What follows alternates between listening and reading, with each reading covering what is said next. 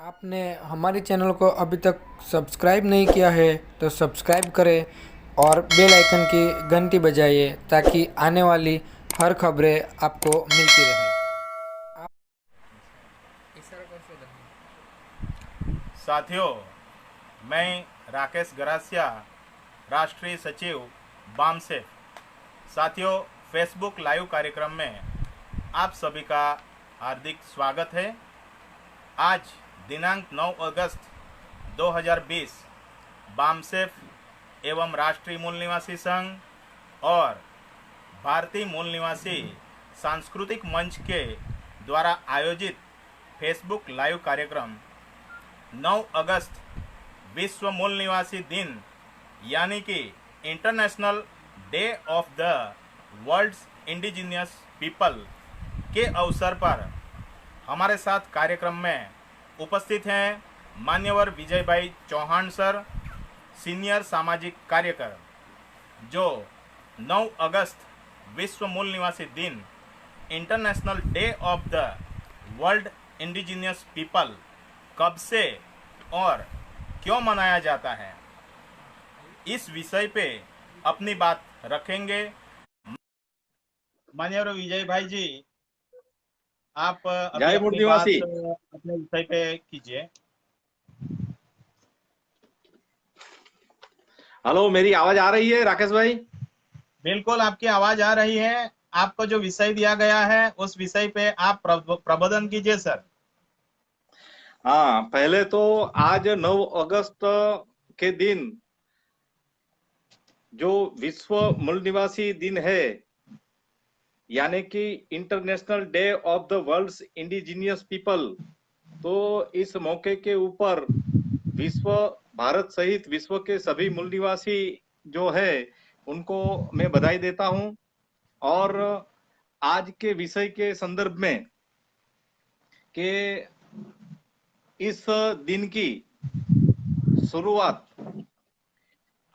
कब हुई और क्यों हुई, और उसके अलावा भी जब भी मूल निवासियों की बात होती है तो भारत के संदर्भ में भी थोड़ी मैं मेरी बात कहना चाहूंगा। प्रथम तो भारत के जो मूल निवासी है तो उनको यह पता तो ज्यादातर को है ही कि विश्व के अंदर 1994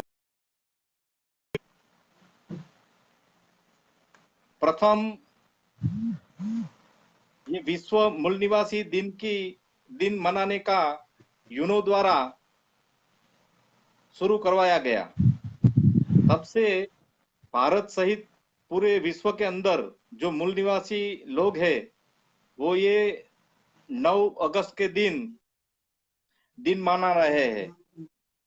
अभी विश्व के मूल निवासियों के साथ साथ भारत के मूल निवासी जो है, तो भारत के मूल निवासियों की भी भारत के मूल निवासियों की जो परिस्थिति है वो भी थोड़ी ऐतिहासिक तौर पे हमें समझने की जरूरत है। क्योंकि ये जो विश्व मूल निवासी दिन है वो मनाने का कारण क्या है, पहले तो हमें ये समझना चाहिए कि जो मूल निवासी लोग हैं, जो आदिवासी लोग हैं, उनकी पहचान और अस्तित्व वो वर्तमान समय में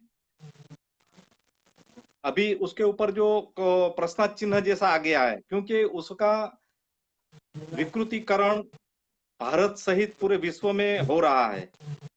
और उनके जो मानवीय मूलभूत अधिकार है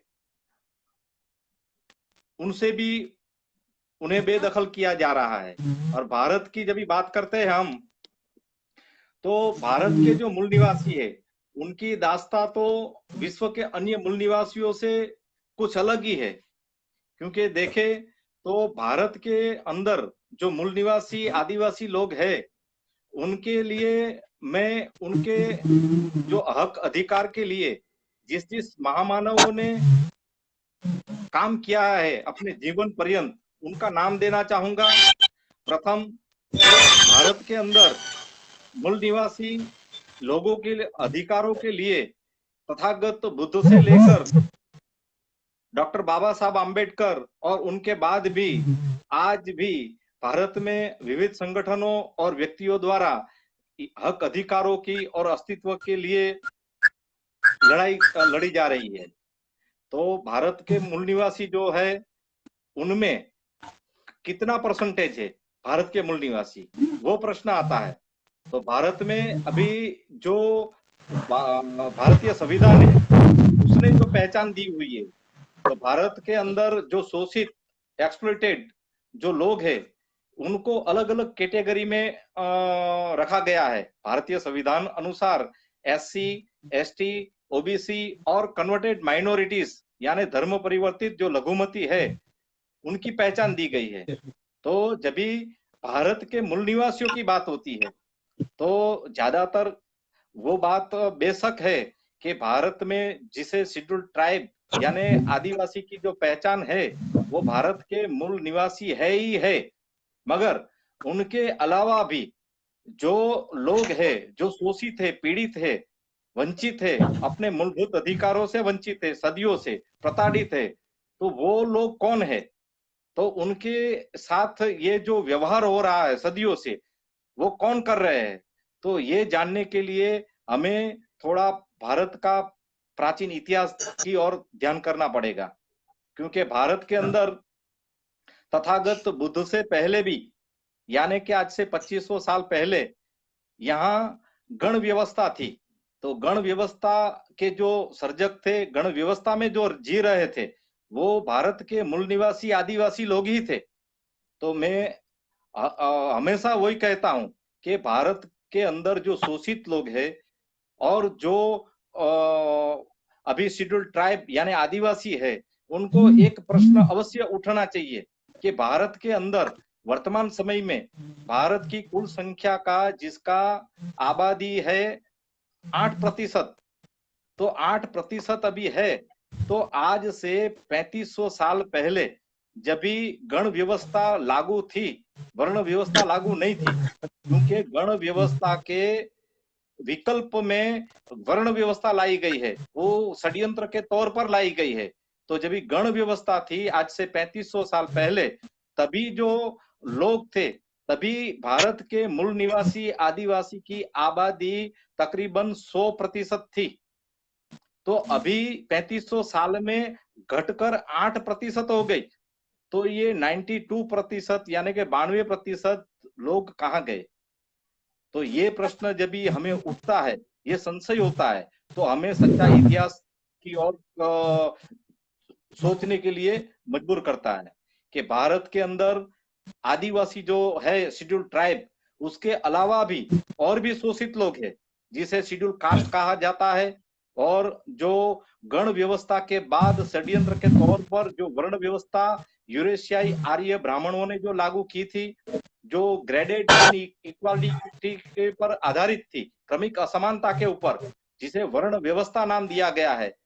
और उसमें जो भारत के जो मूल निवासी लोग हैं उनको षड्यंत्र पूर्वक शूद्र, अतिशूद्र, वर्ण बाह्य के रूप में विभाजित किया। और यही तरीका से भारत के जो मूल निवासी लोग हैं उनको कालक्रम में, फिर बाद में समझ लो कि तथागत बुद्ध के समय ये जो ब्राह्मणवादी व्यवस्था जो वर्णवादी व्यवस्था थी, तो उनके खिलाफ तथागत गौतम बुद्ध, महावीर स्वामी ने जागृति का आंदोलन चलाया। और ये जो भारत के बहुसंख्यक शोषित लोग थे जो गुमराह हुए थे वैदिकता के नाम पर, तो उनको वापस जो अपने श्रमण संस्कृति जो से बोला जाता है, जो गण व्यवस्था है, वो स्थान पर लाने का प्रयास किया। और तथागत बुद्ध के समय बहुजन की पहचान दी गई, और बहुजन हिताय बहुजन सुखाय जो सूत्र है वो तथागत बुद्ध ने आज से 2500 साल पहले दिया। तो ये पूरा भारत के अंदर तथागत गौतम बुद्ध 45 साल तक जन जागृति के लिए फिरे, तो उसमें उनको सफलता भी मिली। तो 45 साल तक पूरे भारत का भ्रमण करने से भारत के जो शोषित पीड़ित जो वैदिकता के नाम पर जो भ्रमित हो रहे लोग थे, जो वर्ण व्यवस्था में फंसे हुए लोग थे, उनमें से ज्यादातर को शूद्र कहा गया था, वर्ण बाह्य रखा गया था। तो उन लोगों को जागृत करके उनको बहुजन की पहचान मिली और बहुजन के नाम पर एकजुट हुए, तो बहुजन समाज का निर्माण तभी हुआ। तो उसके बाद सम्राट अशोक ने यही तथागत बुद्ध का जो सिद्धांत है, जो नियम है, वही विचारधारा आगे चलाई और सम्राट अशोक के समय भारत पूरा जो बहुजनमय हो गया। तो भारत के अंदर जो वोट समय पर जो वर्ण व्यवस्था, जो क्रमिक असमानतावादी थी, वो लगभग बिल्कुल उसका प्रभाव कम हो चुका था। तो वही समय भारत का गोल्डन पीरियड यानी कि सुवर्ण युग कहा जाता है।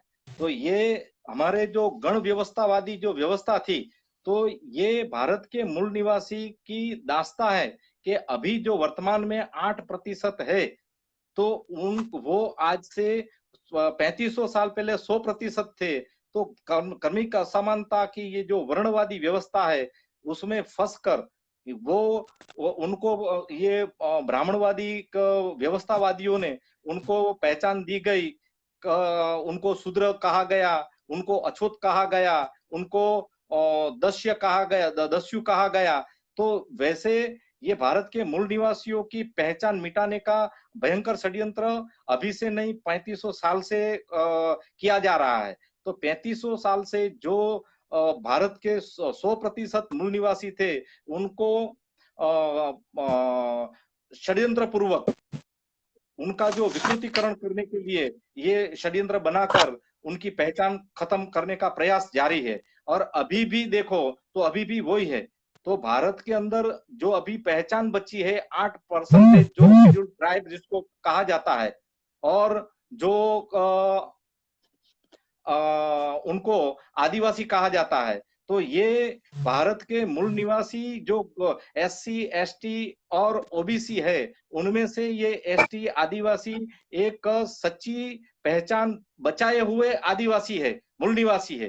तो उनका समर्थन सभी OBC जिसको संवैधानिक पहचान है, जिसकी आबादी करीब 54% है, और SC शेड्यूल कास्ट जिसकी आबादी पूरे भारत की कुल आबादी का 16% है।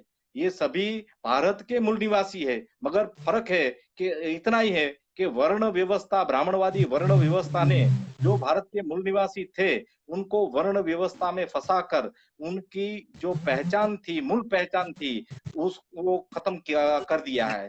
तो भारत में जो मूल निवासी है, एक तो पहचान जिनकी टिकी हुई है, वो जिसको भारतीय संविधान के नाम से उसकी पहचान है, ST यानी शेड्यूल्ड ट्राइब, और जो अपनी पहचान वर्ण व्यवस्था के में फंसकर जो गवा चुके हैं, वो है OBC यानी जिसको वर्ण व्यवस्था में शूद्र कहा गया है, और जो SC शेड्यूल कास्ट यानी वर्ण व्यवस्था के अंदर वर्ण बाह्य रखकर उन्हें अछूत की पहचान मिली हुई है।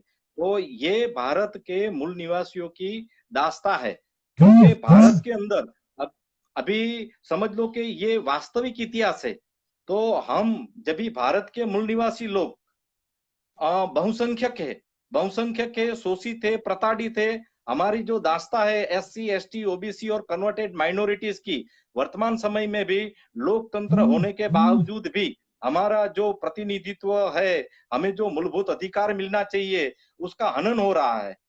तो यही है कि भाई भारत के जो मूल निवासी लोग हैं, उनकी पहचान पहले तो खत्म करो, और जो लोगों की पहचान खत्म होती है, तो उसका इतिहास खत्म हो जाता है। जब इतिहास खत्म हो जाता है, तो वो अपना जो स्वाभिमान है, वो खत्म कर देता है। इसलिए अभी जो भारत के जो 8% है, जो शेड्यूल्ड ट्राइब आदिवासी है, जो वो अभी ये आज के दिन गौरव से विश्व मूल निवासी दिवस, विश्व आदिवासी दिन की जो ये मना रहे हैं, तो उनको ये इतिहास भी जानना खास जरूरी है। क्योंकि जो अपना कौन है, पराया कौन है, हमें हमारा किन लोगों से क्या नाता है, जो इतिहास में जिसको पता नहीं है, वो लोग अजागृत है। क्योंकि जागृत होने का एक ही प्रमाण है कि अपना कौन पराया कौन, वो ऐतिहासिक तौर पे जिन लोगों को पता होता है, वही लोग सही मायने में जागृत होता है। तो समझ लो कि मैं एक उदाहरण देना चाहूंगा कि यूरोप जो खंड है उनमें से आज से अर्वाचीन युग की शुरुआत होने से पहले पहले यानी कि 17वीं शताब्दी में अलग अलग कंट्री से, अलग अलग देश से, विश्व के अलग अलग कोने में जो लोग पहुंचे, जो कोई समूह है वो अमेरिका में गए हुए है, और कोई है ऑस्ट्रेलिया में गए हुए, कोई अफ्रीका में गए हुए। तो वो जहां जो बस गए हैं वो आज की तारीख के अंदर भी देखो कि विश्व के अंदर जो भी निर्णय ऑस्ट्रेलिया लेता है या अमेरिका लेता है या यूरोप के कोई भी कंट्री लेता है तो उनका निर्णय सरीखा ही आता है, क्योंकि उनके जो उन लोगों को उनकी पता है इतिहास के ऑस्ट्रेलिया में जो शासन करने वाले लोग हैं जो यूरोपियन है मुल्क के, और जो अमेरिका में शासन करने वाले जो लोग हैं वो भी मूलतः यूरोपियन है। तो ये बात होती है कि जब भी उन लोगों को उनका 300-400 साल पहले का इतिहास पता है, इसलिए वो लोग एकजुट है। अभी भारत में परिस्थिति कैसी है कि भारत के अंदर जो 3500 साल पहले जो 100% तो षड्यंत्र पूर्वक उसमें फंसाकर उनकी पहचान खत्म कर दी गई, उनको शूद्र बनाकर, और शूद्र के अंदर भी अलग अलग जाति उपजाति के नाम से उसको उसकी जो मूल पहचान है वो खत्म कर दी गई। और जब भी खत्म कर दी गई तो उसकी मूल पहचान, तो जो आदिवासी अभी के लोग जो है जो अपने शेड्यूल ट्राइब में आते हैं, वही परिस्थिति शेड्यूल कास्ट की है। तो शेड्यूल कास्ट के अंदर जो भी लोग हैं और शेड्यूल ट्राइब के अंदर जो लोग हैं, ओबीसी के अंदर जो है, वो एक दूसरे के साथ मिले हुए हैं और एक दूसरे के ऐतिहासिक तौर पर वो एक ही लोग है। तो भारत के मूल निवासी की सच्ची पहचान यही है। अभी समझ लो कि सिर्फ 8% ही भारत के मूल निवासी है, और एससी और ओबीसी को नजरअंदाज करेंगे तो सही मायने में भारत के अंदर जो मूल निवासी लोग जो है तो उनकी जो ऐतिहासिक पहचान है, जो सच्चाई है, वो उसको हम लोग जाने अनजाने में भूल सकते हैं। और मैं एक बात फिर इधर दोहराना चाहूंगा कि भारत के, क्योंकि भारत एक लोकतांत्रिक देश है और भारतीय संविधान के माध्यम से वर्तमान शासन चल रहा है। तो भारतीय संविधान के माध्यम से हमें समता, स्वतंत्रता, बंधुता, न्याय आधारित जो शासन व्यवस्था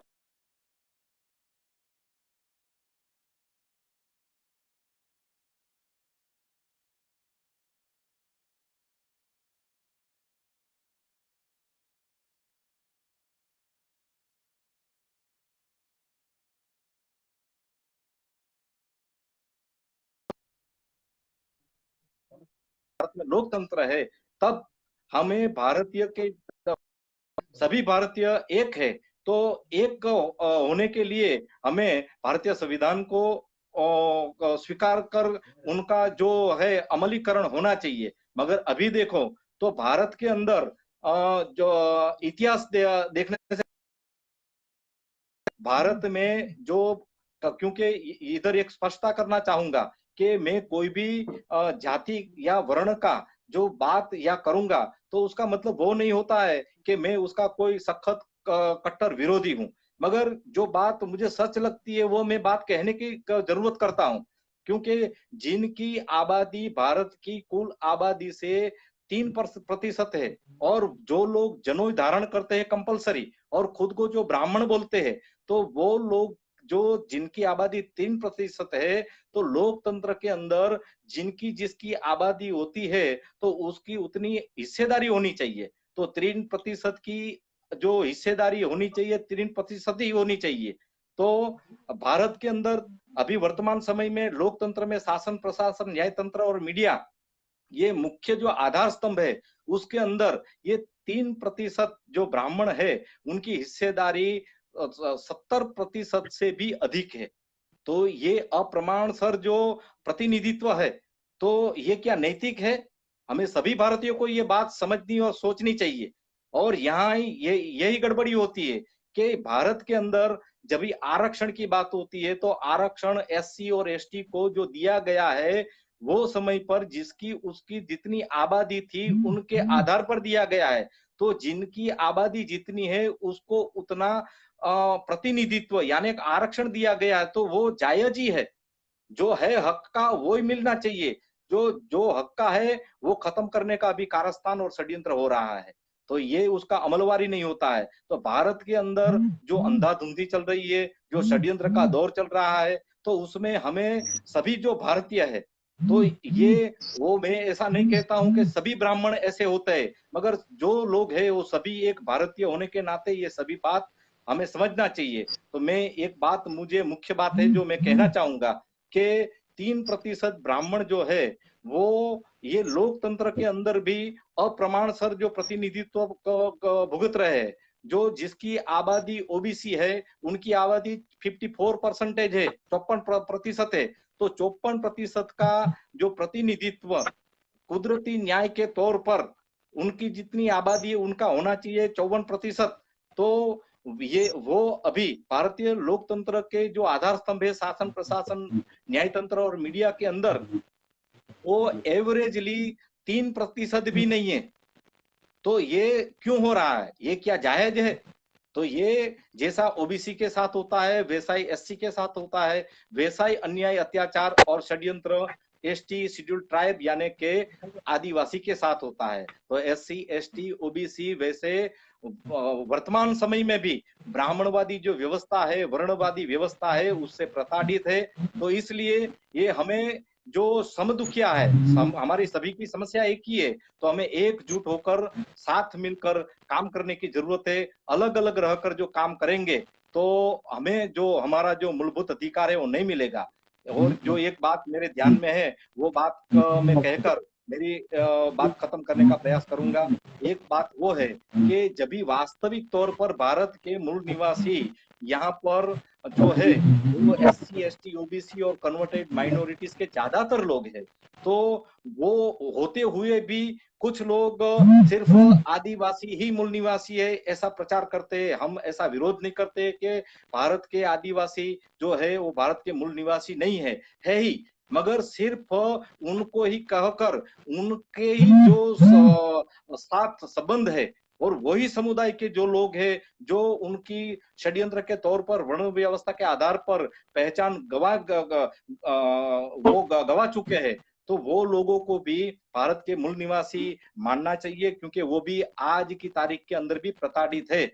एक उदाहरण देता हूं मैं कि 3% जिसकी आबादी है वो जब भी भारत के अंदर 1918 में जैसे ब्रिटिश इंडिया थी और ब्रिटिश पार्लियामेंट में एक कानून आया कि जिसकी जितनी प्रतिशत आबादी की है तो पुख्त वयम मताधिकार बोला जाता है। तो उनकी जितनी आबादी है जिस समुदाय की, उसका प्रतिनिधित्व पार्लियामेंट में होना चाहिए। ये जैसा कानून ब्रिटिश पार्लियामेंट में बना तो भारत के अंदर जो ये बात ब्राह्मण समुदाय ने पकड़ लिया, तो वो समय पर उन लोगों ने देखा कि ब्राह्मण की आबादी 3% है, तो उनका प्रतिनिधित्व लोकतंत्र अपने पार्लियामेंट के अंदर 3% ही जाएगा, तो उन्हें बहुसंख्यक बनना ही होगा। तो ये षड्यंत्र के तौर पर वो समय पर वो 1917-18 में ये मनोमंथन कर कर जो शब्द हिंदू शब्द था वो 17वीं सदी में जो ब्राह्मणों ने वो औरंगजेब के समय जो बताया था कि जजिया वेरा नहीं भरने के लिए कि ब्राह्मण हिंदू नहीं है, वही ब्राह्मण समुदाय ने 19वीं सदी तक खुद को आर्य समाजी बताया, खुद को ब्रह्मो समाजी बताया।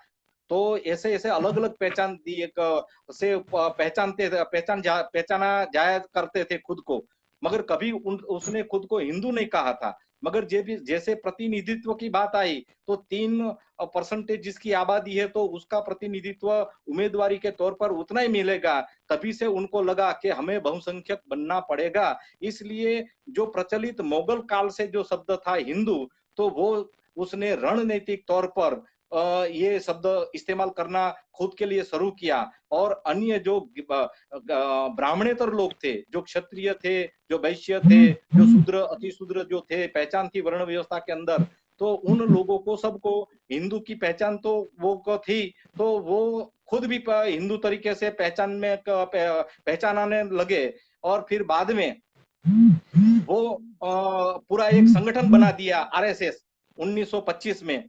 तो उसका हिंदूवादी संगठन बनाया। तो हिंदू बनने की क्यों जरूरत पड़ी? क्योंकि वो बहुसंख्यक बनना चाहते थे, क्योंकि बहुसंख्यक जिस जो होता है वही शासन में प्रतिनिधित्व पाता है ज्यादा। तो टेम्पररी वो बहुसंख्यक बनने के लिए खुद हिंदू बना। और हिंदू बनने के बाद आज भी देखो तो हिंदू बन के शासन में जाते हैं। शासन में जाने के बाद वो जो प्रतिनिधित्व होता है, तो न तो क्षत्रिय को उसका प्रमाणसर प्रतिनिधित्व मिलता है, न तो बनिए को मिलता है प्रमाणसर प्रतिनिधित्व, और न तो शूद्र यानी कि ओबीसी को मिलता है, न तो एससी को मिलता है। तो ये रणनीति राजनीति जो होता है, ये जो ब्राह्मण जो कर रहा है भी बहुसंख्यक बनने का षड्यंत्रपूर्वक प्रयास करता है। और अभी वर्तमान में भी वही षड्यंत्र उसका जारी है।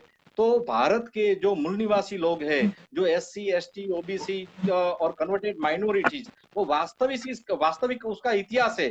तो उसको ये सभी समुदाय को, और खास करके मैं आदिवासी समुदाय के अंदर जो लोग ऐसे हमेशा आग्रहपूर्वक कहते हैं कि नहीं सिर्फ आदिवासी ही 8% ही भारत के मूल निवासी है, तो ये उनके लिए घातक है। और उनके अलावा जो दूसरे शोषित समुदाय है, एससी है, ओबीसी है, वो सभी के लिए घातक है। क्योंकि जब तक भारत के अंदर बहुसंख्यक शोषित लोग जो एससी एसटी ओबीसी और कन्वर्टेड माइनॉरिटीज है, वो एकजुट होकर एक मुद्दे से जो काम नहीं करेंगे और एकजुट होकर जो संघर्ष नहीं करेंगे, तो ये व्यवस्था जो मनुवादी व्यवस्था है, ब्राह्मणवादी व्यवस्था है, जो क्रमिक असमानतावादी व्यवस्था है, उससे अपना मूलभूत अधिकार, उसकी जो अपना जो पहचान है और उसका जो आत्मसम्मान है, वो वापस नहीं आ सकता है। और यही मौके पर भारत के जो सभी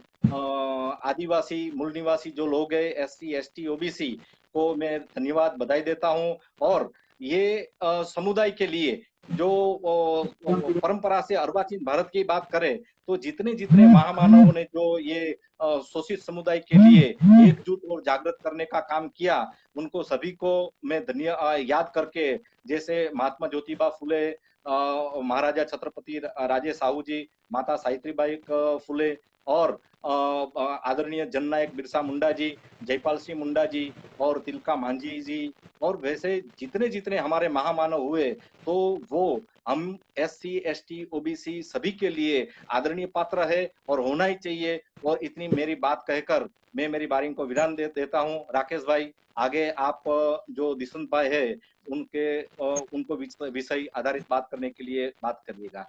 धन्यवाद। जय आदिवासी, जय भारत, जय संविधान, जय मूल निवासी। धन्यवाद विजय भाई। साथियों, हमारा अगला विषय है भारत में मूल निवासी कौन है, मूल निवासी का मतलब क्या है। इस विषय पे प्रबोधन करेंगे मान्यवर दिशांत भंडारी, जिलाध्यक्ष वलसाड जिला, राष्ट्रीय मूल निवासी संघ जो ओबीसी से बिलोंग करते हैं, मान्यवर दिशांत भंडारी जी। आज 9 अगस्त 2020 के दिन साथियों, विश्व मूल निवासी दिन के अवसर पे आप सभी साथियों को मैं रिस्पेक्ट करता हूं और जय मूल निवासी। साथियों, आज जो यहाँ पर जो विषय रखा गया है कि भारत में मूल निवासी कौन है, तो साथियों भारत में इस विदेश से आए हुए लोग ब्राह्मण है। ब्राह्मणवादी लोगों ने जो व्यवस्था बनाई गई है, व्यवस्था जो बनाई गई है, उसमें से जो शूद्र नाम का जो वर्ण है, उसमें 4 क्लास बने हुए हैं। साथियों, जो एससी नाम का जो क्लास है, एससी यानी कि शेड्यूल कास्ट, यानी कि अनुसूचित जाति, उसे अनटचेबल यानी कि उसे अछूत कहते हैं। तो साथियों, इस जो क्लास है उसकी जाति के आधार पर अगर गिनती की जाए, तो साथियों उनकी इस देश के अंदर 1848 जो जातियां है, वो जाति है, वो क्लास भी एक इस देश के मूल निवासी है। साथियों, एक दूसरा एसटी यानी कि शेड्यूल ट्राइब, जो अनुसूचित जनजाति यानी कि आदिवासी, जो आदिवासियों में भी अगर जाति में अगर गिनती की जाए तो 1152 जाति है। साथियों, उसको आजादी के बाद इसको भी 1152 जाति है, लेकिन कुछ जाति का विभाजन हो चुका है और विभाजन होकर कुछ यहाँ पर जो आदिवासी में गिनती होती है और कुछ अलग राज्यों में जाओ तो कुछ ओबीसी में गिनती आ जाती है, कुछ और अलग राज्यों में जाओ तो उसको वहां पर एससी में गिना जाता है। वो भी एक क्लास है, जो वो भी इस देश के मूल निवासी है। साथियों, ओबीसी यानी कि अदर बैकवर्ड क्लास, पछात वर्ग, उनकी भी 3743 जाति है। यहाँ पर उन जातियों को भी यहाँ पर गुजरात के अंदर, दक्षिण गुजरात में, जैसे कि कुंडी पटेल है, भंडारी है, वो माली है, कुंभार है, ऐसी जाति यहाँ पर ओबीसी में गिनी जाती है। लेकिन साथियों, इसी जाति को कुछ अलग स्टेट में जाए तो उसी को भी कहीं पर एसटी में गिना जाता है और कहीं स्टेट में एसटी में गिना जाता है। तो साथियों, ये भी एक भारत के मूल निवासी है। और साथियों, उसके बाद एक सीएम यानी कि कन्वर्टेड माइनॉरिटी, जो एससी एसटी ओबीसी की क्लास से ही एक धर्म से अलग यानी कि ब्राह्मणवादी व्यवस्था से टचेबन होकर यानी कि टॉर्चरिंग होकर जो एक अलग धर्म स्वीकार कर लिया, किसी ने मुस्लिम धर्म में चले गए, किसी सिख धर्म में चले गए, ऐसी जो धर्म में चले गए, ये भी एक भारत के मूल निवासी है। तो साथियों, ये सब जो भारत के मूल निवासी है। और साथियों, इस देश के अंदर बाकी के जो ब्राह्मण जो वर्ण है वो विदेशी है, वो इस देश के नहीं है।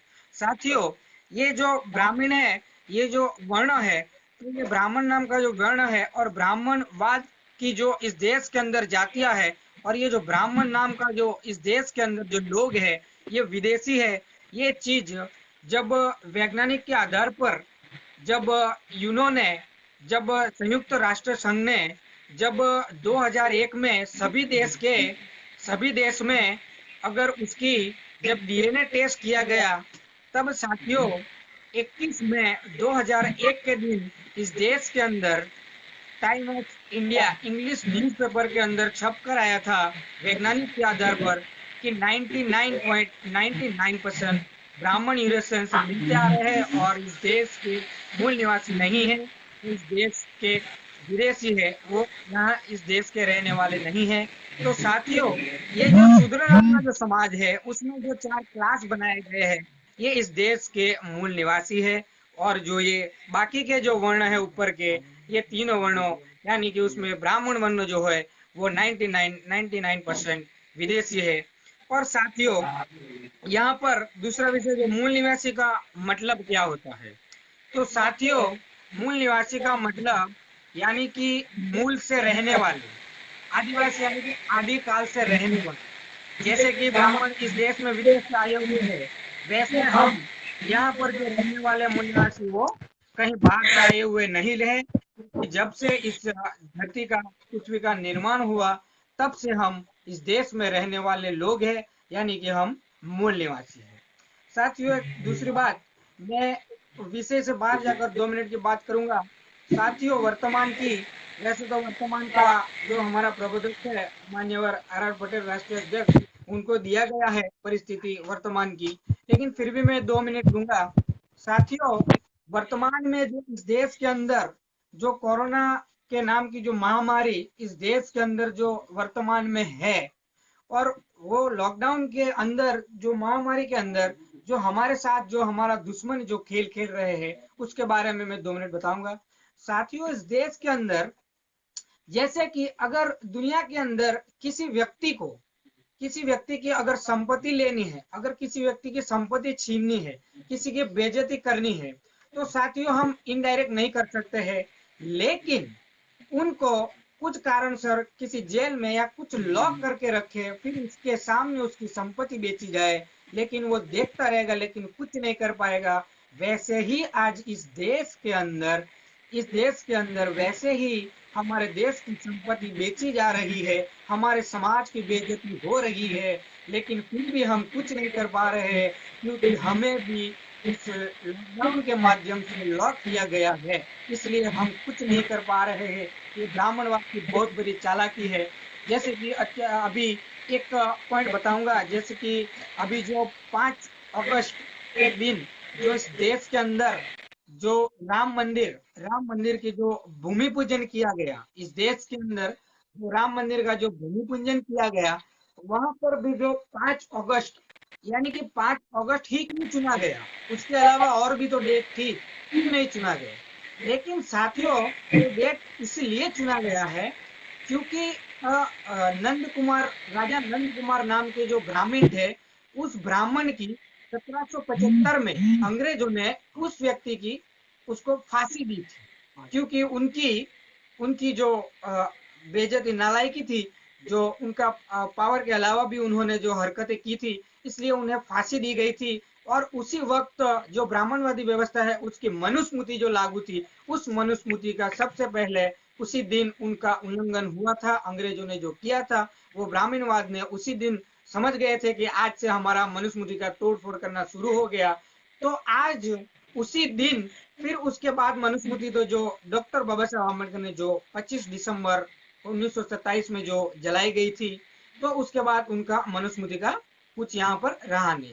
तो साथियों, इन लोगों ने सोचा कि जिस दिन हमारे हमारे मनुस्मृति की जिस दिन हमारी ध्वजें उड़ाई गई थी, उसी डेट को हम फिर से 5 अगस्त 2020 के दिन, यानी कि 245 दिन के बाद, 245 साल के बाद हम फिर से मनुस्मृति लागू करने जा रहे हैं, ऐसा हमारा मानना है। असल में ऐसा ही हो रहा है। तो साथियों, इस ब्राह्मणवादी व्यवस्था से हमें संभाल कर रहना है, और इस देश का अगर लोकतंत्र बचाना है, देश को बचाना है, तो हमें SC ST OBC को जय मूल्यवासी बोलना होगा।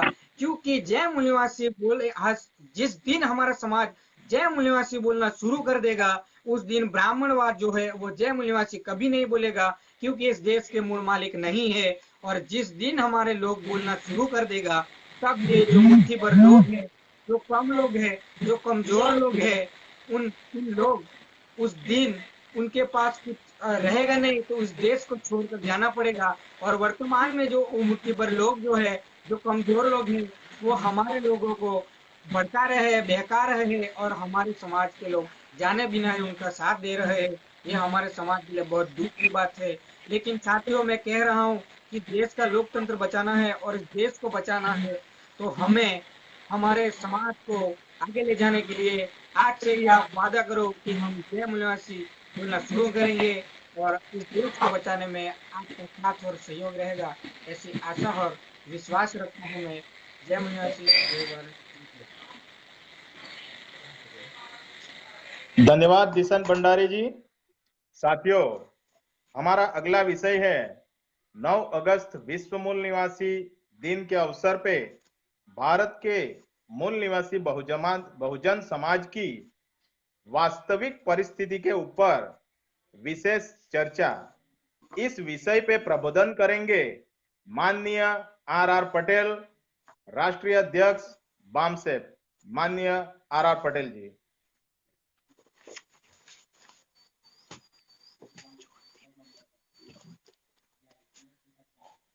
साथियों, भारत के सभी मूल निवासियों को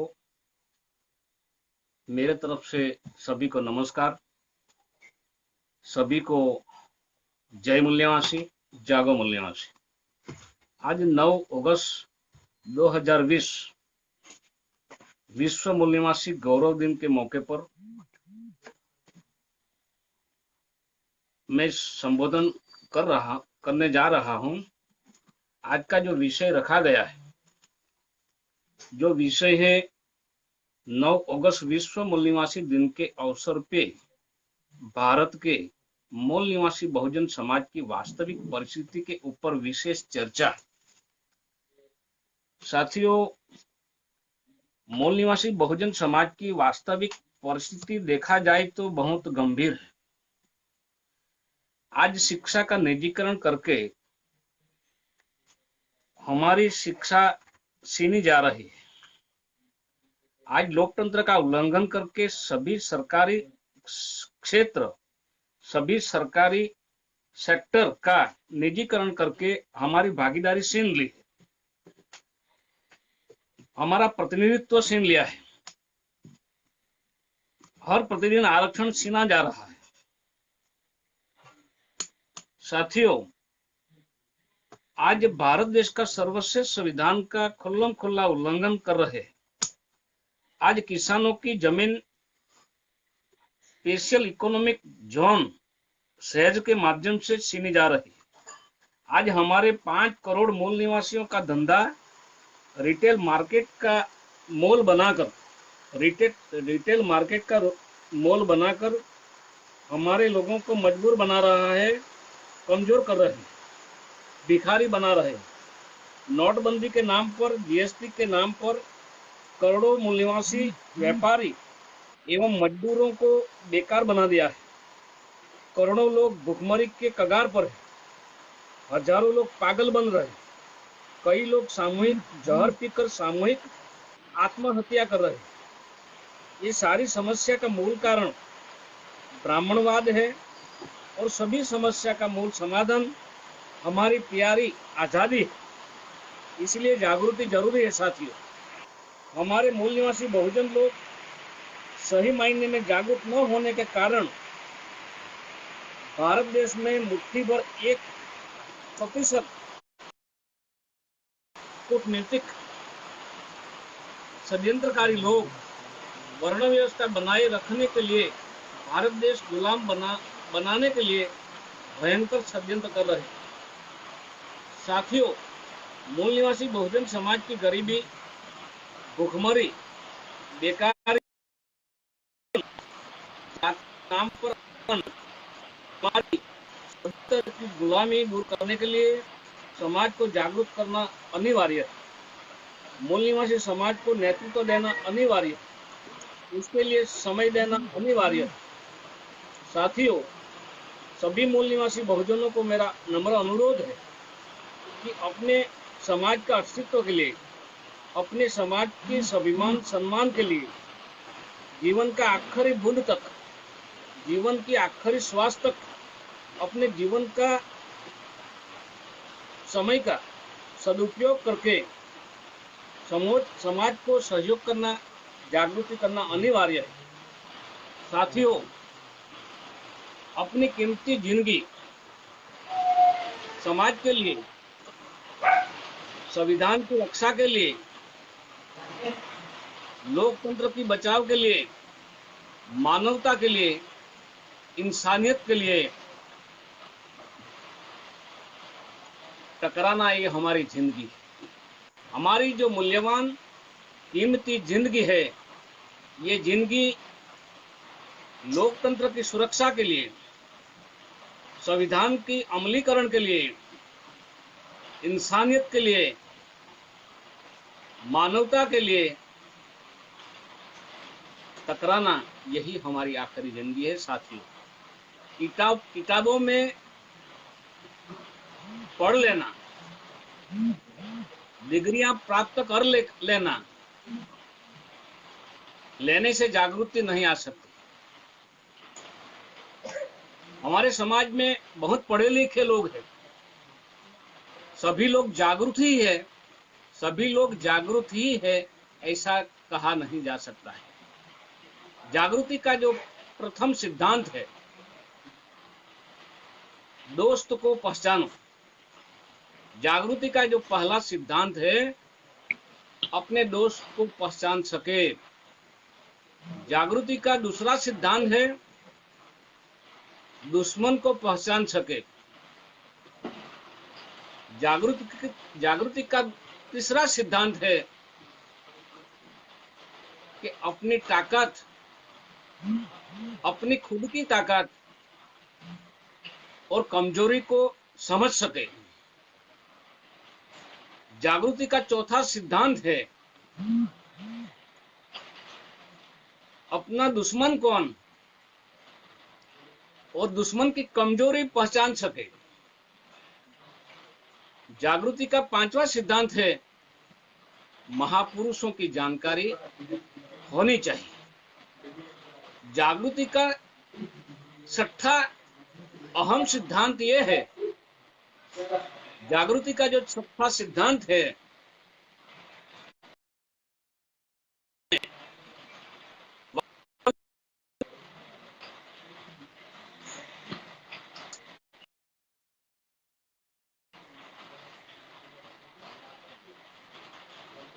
इंसानियत के लिए डिसीजन मेकिंग पावर की क्षमता होनी चाहिए। मानवता के लिए, इंसानियत के लिए निर्णय करने की क्षमता होनी चाहिए। आज देश में हमारे काफी लीडर लोग जागरूक हो गए, दुश्मन को पहचान लिया, फिर भी वर्तमान में वास्तविक परिस्थिति को ध्यान में रखकर मानवता के उत्थान के लिए, इंसानियत के लिए सफलता प्राप्त करने के लिए जो निर्णायक क्षमता होनी चाहिए, निर्णय करने की शक्ति होनी चाहिए, ये नहीं है। इसीलिए भारत में आज सभी मूल निवासी लीडर भाइयों को मेरा अनुरोध है, मेरा नम्र निवेदन है कि वर्तमान परिस्थिति में वास्तविकता को ध्यान में रखकर देश में समानता के लिए, भाईचारे के लिए, इंसानियत के लिए, लोकतंत्र के लिए, संविधान की रक्षा के लिए सही निर्णय करने की क्षमता होनी चाहिए। और मेरे समझदार जागरूक लीडर भाइयों को मैं दोबारा अनुरोध करता हूं कि इस देश में जो दुश्मन लोग हैं, जालिम लोग हैं, ऐसा हमारा बिशन भंडारी जी ने, विजय भाई चौहान जी ने जो बताया कि सन 1775 में 5 अगस्त 1775 में अंग्रेज गवर्नर को गलत मैसेज देने पर ब्राह्मण नंद कुमार को फांसी दी थी। यही बात सन 2019 5 अगस्त सन 2019 में हमारा जो पूर्वज नागवंशी थे, तो 5वीं अगस्त नागवंशी के दिन भारतीय संविधान में कश्मीर को जो अधिकार दिया था और 370 को कलम निकाल दी थी 5वीं अगस्त के दिन। तो नागवंशी का भी अपमान किया था, मूल निवासी मुस्लिम समाज को भी अपमान किया था। ये डाइवर्ट करने के लिए, भुलाने के लिए अभी 5 अगस्त 2020 के दिन जो कहानी में सुना जा रहा है, घूम घूम कर पिछले 70 साल में भोले लोग, अनपढ़ लोग, गरीब लोगों को ठसाया गया था कि राम जैसा कोई आदमी भारत में पैदा हुआ है, लेकिन ऐसा कोई पैदा नहीं हुआ। 5 अगस्त के दिन जो भगवान बुद्ध पूरी विश्व में फैला हुआ है, हमारा माननीय प्रधानमंत्री जी विदेशों में जाता है तो आपने टेलीविजन पर सुना होगा, माननीय प्रधानमंत्री नरेंद्र मोदी जी जब विदेशों में गया तो वहां लोगों के सामने क्या कहा, मैं बुद्ध की भूमि से आया हूं। भगवान बुद्ध हमारी भूमि पर पैदा हुआ था और पूरी दुनिया को ज्ञान दिया था, ये बता रहा था।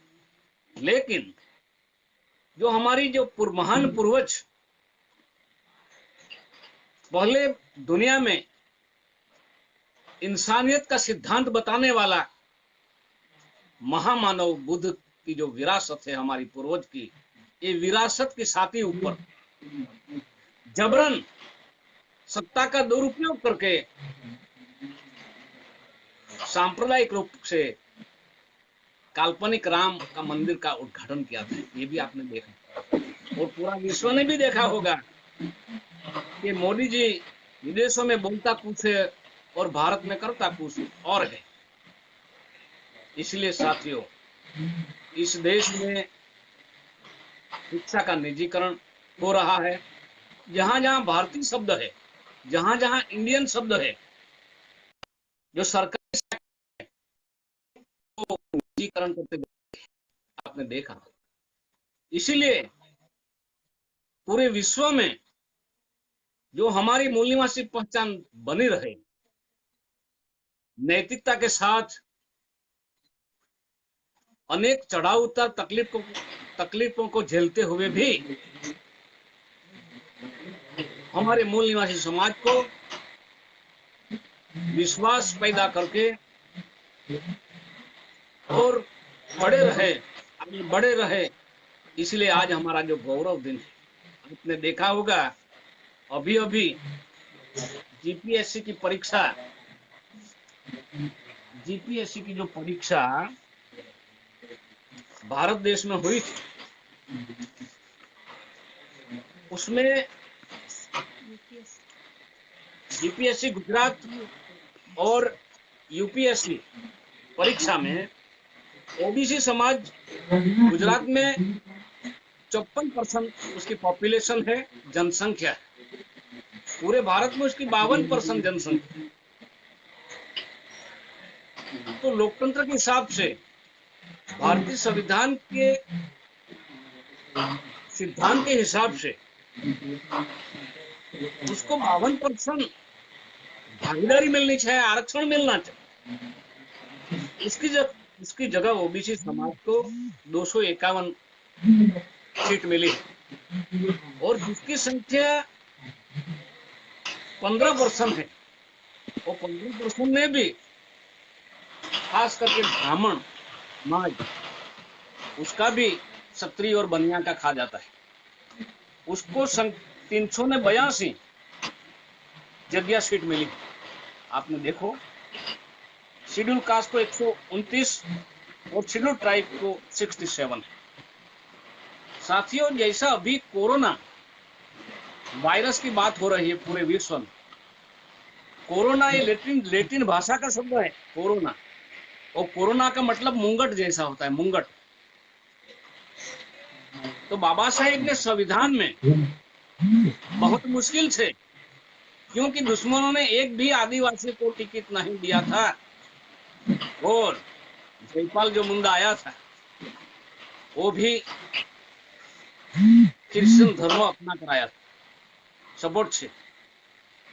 एक भी टिकट दुश्मनों ने आदिवासी को नहीं दी।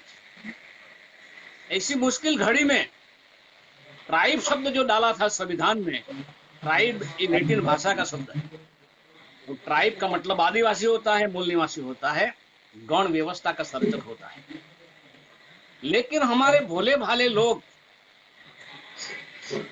जब 2001 में हमारा दिशन भंडारी जी ने बोला कि डीएनए टेस्ट हुआ विज्ञान के सिद्धांत पर, तो ब्राह्मण यूरेशियन विदेशी साबित हो गए।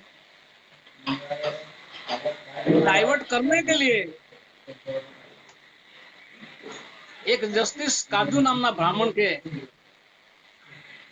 केस कोई और प्रकार का था और जजमेंट कोई और दिया था। ये आदिवासी भी देश का वतनी है, मूल निवासी। साथियों, 8% आदिवासी है। इस आदिवासी में शिक्षा मिली है, बड़े बड़े हुद्दे पर पहुंच गए, बड़े बड़े पॉलिटिशियन बन गए। ये आदिवासी लोगों का ब्राह्मणीकरण हो गया। 8% में से 4% का तो ब्राह्मणीकरण हो गया है, और दुश्मन लोग बोल रहे हैं कि आप रीति रिवाज में तो ब्राह्मण को बुलाता है, तो आप आदिवासी नहीं रहे, हिंदू बन गए। इसलिए साथियों, मैं उदाहरण देता हूं कि ओबीसी समाज में जो मछली पकड़ने वाले जो मासी लोग हैं, टंडे लोग हैं, ये मछली पकड़ने वाले की जो भाषा है, ये मुर्गे को कुकड़ा कहते हैं। आदिवासी में धोड़िया भाषा में कुकड़ा कहते हैं। एक ही भाषा मिलती। दूसरी बात, महार समाज की क्रांति की वजह से और बाद में फूले की क्रांति की वजह से 1857 में अंग्रेजों के सामने ये जो वर्ण व्यवस्थावादी लोगों ने लड़ाई की थी, लेकिन हमारे मूल निवासियों ने सपोर्ट, ये शासक लोगों को सपोर्ट देने की बजाय अंग्रेजों को सपोर्ट दिया। इतिहास से साथियों, आपने देखा होगा कि मासी समाज, ये ओबीसी समाज आता है, वो मदर को आई कहते हैं, और मराठी में महार वंश में, महार जातियों में भी आई कहते हैं, और धोड़िया जाति में भी आई वाई कहते हैं, और दादी को आईली कहते हैं। एक ही भाषा है साथियों। जैसा देखो, महार समाज में जो शेड्यूल कास्ट में आता है, काय करो तो, उतना आदिवासी समाज में काय कर हस हम, धोड़िया जाति में काय करे काय, एक ही भाषा में आते हैं। जैसा महार जातियों में, महार वंश में छोकरा ने पोरो गईस, महाराष्ट्र में पोरो गईस, कुकड़ा जाति में पोसा गईस, धोड़िया जाति में पोरो गईस। कहવાનો मतलब शेड्यूल कास्ट, शेड्यूल ट्राइब, मूल निवासी शेड्यूल कास्ट, मूल निवासी ओबीसी, मूल निवासी लघुमती, मूल निवासी आदिवासी एक જ સમાજના લોકો છે, પરંતુ દુશ્મનોએ આપણા લોકોને વિભાજિત કરીને આ વિશ્વનો જે ગૌરવ દિવસ, એ વિશ્વનો મૂળ નિવાસી ગૌરવ દિવસને ડાયવર્ટ કરવા માટે આજે કોઈએ ટેલિવિઝન પર માન્ય પ્રધાનમંત્રીજીએ એમ કીધું કે બલરામ દિવસ। સાથીઓ, દુશ્મન લોગ ઇતિહાસમાં भी ચેડા કરતા આવ્યા છે અને વર્તમાનમાં भी આ મૂળ નિવાસી ગૌરવ દિન ને કાઉન્ટર કરવા માટે નવા નવા ષડયંત્રો કર, नए लोग षड्यंत्र करते रहे, इसलिए सावधान होना चाहिए। हमारे देश में आज ओबीसी को साथ सबसे बड़ी धोखेबाजी हो रही है। जब 112 सांसद ने सिग्नेचर करके पार्लियामेंट को लेटर दिया कि हमारे समाज को क्रीमी लेयर में मिनिमम 15 लाख रुपया होना चाहिए, फिर भी कोई बात सुनी नहीं, क्योंकि जो सरकार किसके नियंत्रण में चल रही है। अगर 112 सांसद ओबीसी के सिग्नेचर करके मेमोरेंडम दिया, बात नहीं मानी, तो सबक सिखाना चाहिए। जब बाबा साहेब की बात नहीं माने नेहरू जी ने कि अदर बैकवर्ड क्लासेस को पहचान देकर अधिकार दिया जाए, नहीं मानी तो रिजाइन दे दिया था 1951। बाद में मजबूरन होकर कालेलकर पंच, बाद में मांडल पंच, बाद में क्रीमिलियर, बाद में निजीकरण, उदारीकरण, वैश्वीकरण, बाद में डाइवर्ट करने के लिए धर्म की आड़ में राम का दुरुपयोग, इतना तब खत्म कर दिया। फिर ये बात भुलाने के लिए राम मंदिर बनाने का उद्घाटन, सब कुछ षड्यंत्र इस देश में चल रहा है। इसलिए सुनने वाले सभी साथियों को मेरा सलाम, मेरा नमस्कार। हम दोबारा 15 अगस्त 2020 के दिन शाम को 8 बजे फेसबुक पर लाइव रहेंगे। सभी मूल निवासी बहुजनों को मेरा नम्र अनुरोध है, नम्र निवेदन है कि आप कीमती समय निकालकर फेसबुक पर लाइव रहे, सुने। इसलिए मेरा दोबारा सभी को अभिनंदन, धन्यवाद। जय मूल निवासी, जागो मूल निवासी, जय भारत। धन्यवाद आर पटेल जी। साथियों, हमारा आज का फेसबुक लाइव कार्यक्रम समापन होने जा रहा है। उसके साथ ही आप सभी लोगों ने लाइव रह के जो कार्यक्रम सुना है, इसके लिए लाइव फेसबुक लाइव देख रहे हैं सभी साथियों को मैं धन्यवाद देता हूं। और साथ ही में फेसबुक जिसने हमें आज इस परिस्थिति में भी यह कार्यक्रम करवाया, तो मैं फेसबुक का भी आभारी हूं। साथियों, इस कार्यक्रम में उपस्थित रहे मान्यवर विजय भाई चौहान, सीनियर सामाजिक कार्यकर, और मान्यवर दिशांत भंडारी, जिलाध्यक्ष राष्ट्रीय मूल निवासी संघ वलसाड़, और जो अभी अभी हमने प्रबोधन सुना ऐसे मान्यवर आर पटेल, राष्ट्रीय अध्यक्ष बामसेफ, उनको भी मैं प्रबोधन देने के लिए धन्यवाद करता हूं। तो साथियों, एक बार और माइनॉरिटी के सभी मूल निवासी साथियों को मैं विश्व मूल निवासी दिन